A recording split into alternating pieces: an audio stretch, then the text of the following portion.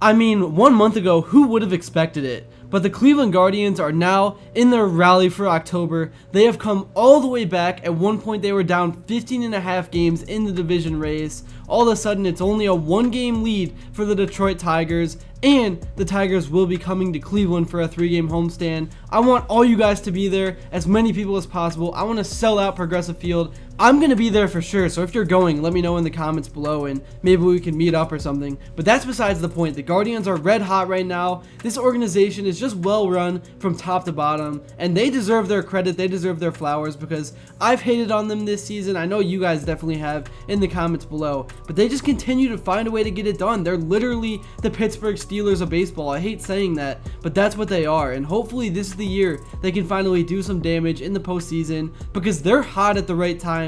Bill Nye himself projected them to win the World Series before the season even started, and that seemed like a clown prediction midway through, but now all of a sudden they are looking like one of the teams that really could do it. It's one of those stories where, I mean, who knows what's going to happen. Everyone is playing well. Bo Naylor, man, he is on an absolute heater right now. I want to talk about how the Guardians have done what they've done over the last 2 weeks, because they just got off a 10-game winning streak. I really think they're going to win the division, but even if they don't, they're still probably in a good spot to win the wild card, with Detroit playing the Red Sox after this current series is up. So yeah, let me just talk about all this stuff. There's a lot to break down, but before I do begin, I would really appreciate it if you would drop a like and subscribe. It only takes 5 seconds, plus you can always change your mind. We are on the road to 60,000 subscribers. I promise I'm gonna get back to more consistent posting. I've been dealing with some copyright stuff recently, but it's about to expire, so I'm gonna be back on the grind. Be sure to stay tuned for all future uploads, and yeah, man, let's get into it. Alright, so yes, the Cleveland Guardians currently have an 84-72 record. If they win 4 out of their next 6 games, they more than likely will be in the playoffs. More than likely will probably win the division. They honestly could go 3-3 and they'll probably have a shot to get in just because of all the tiebreaker stuff. But I'm not worried about that. The Guardians need to handle business. They need to still win. They need to make up for that 10-game losing streak that they had. And really, that losing streak is ultimately the only reason why this team hasn't already clinched the AL Central. They went 1-20 over a span of 20 games. They were 0-10 in one stretch, and then they were 1-9 in another stretch. And I mean, without that, if you go 2-8, if you go 3-7, then all of a sudden this division would already be wrapped up. But what happened in the past has happened in the past. We're just gonna leave it. Let's talk about how hot this team is right now and what they need to do over these next 6 games to secure their spot in the postseason and to set themselves up for success as well. So the first player I want to talk about, I think it's definitely necessary that he gets all the credit up front, and that is Bo Naylor, because he has been scorching over the last 2 weeks. He really has completely changed the approach to his swing. He's been swinging at strikes. He hasn't been as passive. He's been taking balls, and not only that, he's been putting good swings on the strikes, because I know the Guardians are a contact first team. It's guard ball, but still, as a player, you want to hit for power, because rolling over to first base ultimately isn't going to do you good in the long run. You want to hit the balls deep. You want to hit them out of the park, and that is what Bo Naylor has been doing over the last 2 weeks. I don't know what his official numbers are, but I know he's had like 3 home runs at least over the last 4 games. He's been hitting doubles down the line. He's been hitting with 2 outs. That's really been the biggest thing, is what he's been able to do in terms of production with 2 outs with guys on base. He has just been absolutely electric. He has transformed himself as a player. Just about a month ago, he was batting like 160. Now all of a sudden he's batting 200, and it is the most impactful 200 batting average you will ever see. I know it's kind of funny to say that, but it couldn't be. Those words are, they're so true. I mean, he has just been clutch. He has been Mr. September, or Septembo is what they call him, I think. He is just, it's crazy. Like, nobody could have ever predicted or expected him to turn things around like this, but I'm super excited to see what he's going to do over the next 6 games and in the postseason. I know I'm saying it like it's already happened, but I really do think the Guardians are going to make the postseason now. They just got it, man. They are that team. They know what they're doing. The Tigers are on a complete collapse right now. I don't even know if they're going to win another game the rest of the way. I know Skewball pitches on Tuesday, which is tomorrow at the time of this recording, but besides that, I don't know if the Tigers are going to lose another game. I think Nacho lives in their head rent-free. He kind of haunted their franchise. Thank goodness for the Braves, man. Shout out to them for getting that sweep. They really helped us out a lot.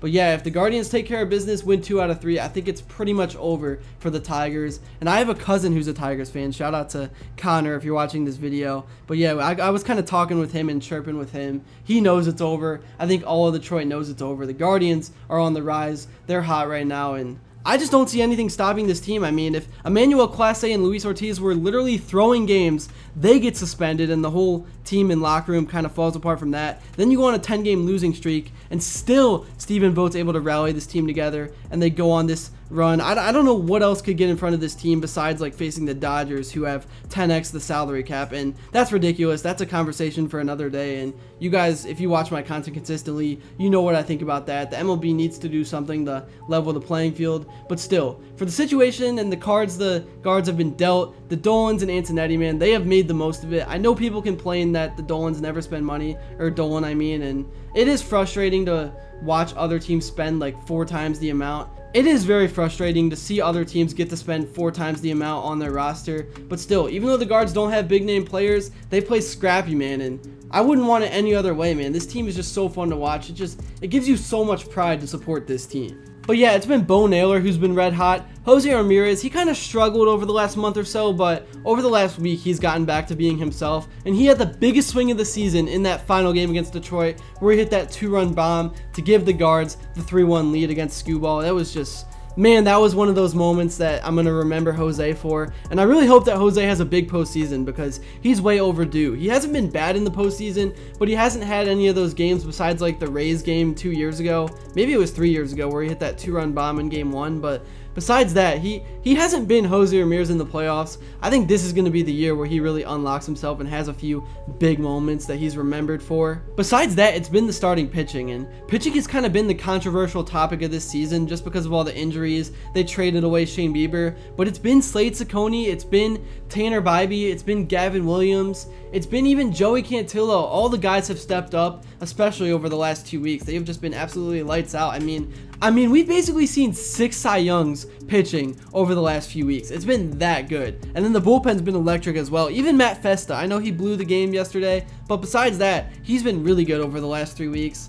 You got Hunter Gaddis, you got all the guys, Cade Smith, everyone has just stepped up given the circumstances. I can't believe it, man. It really is that time. Progressive Field better be completely packed out over the next 6 games. If you're going to sell out the Browns games, I know they beat the Packers, but if the Browns are going to sell out their games, the guards need to be able to sell out the next 6 because Cleveland needs to get behind this team. This is the team that really deserves the support. So yeah, that's kind of my 2 cents on what's been going on with the guards as of late, and these next 6 games are going to be absolutely electric to watch, and I just can't believe it. I'm super grateful that we're at this point where baseball matters, because just about 3 weeks ago, I didn't even want to turn on games anymore. I thought the season was done, and I think the organization thought it was over as well. I mean, you didn't see any October promos, anything like that, but all of a sudden they go on this run, they've set themselves up in a spot where they can really just...